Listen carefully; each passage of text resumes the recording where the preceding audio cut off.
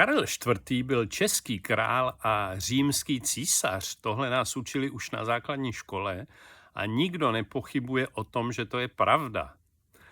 Právě v tom je ale ten pověstný zakopaný pes, protože my jsme navyklí odvozovat svoji identitu toho našeho domnělého já s tím, kým jsme se stali, čeho se nám podařilo dosáhnout, nebo dokonce s tím, jakou profesi vykonáváme.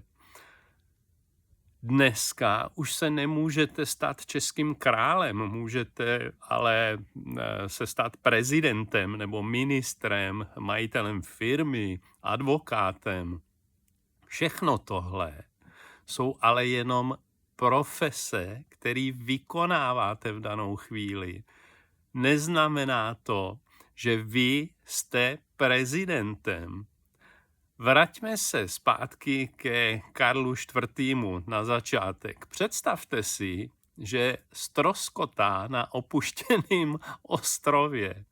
On se tam bude muset naučit nějak fungovat. Bude se muset naučit třeba lovit ryby, sbírat nějaký plody, bude si muset postavit střechu nad hlavou, aby na něj nepršelo. Aby mu nepršelo na korunu.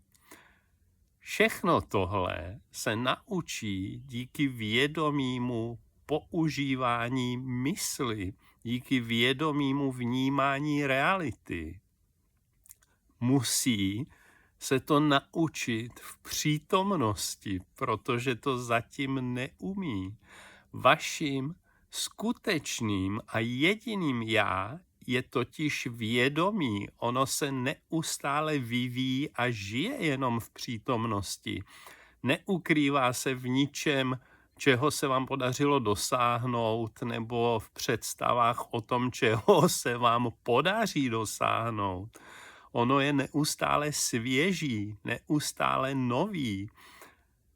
Když opustíte tu představu, že vaše já se nachází v konkrétním těle, který se rodí a umírá, a že se nachází v tom, čeho se vám podařilo dosáhnout, tak se můžete naplno vrátit sami k sobě, sami k té přítomnosti a svoji energii nebudete ztrácet nějakýma krmením nějakých představ o tom, že jste někým, kdo něčeho dosáhnul nebo teprve něčeho dosáhne.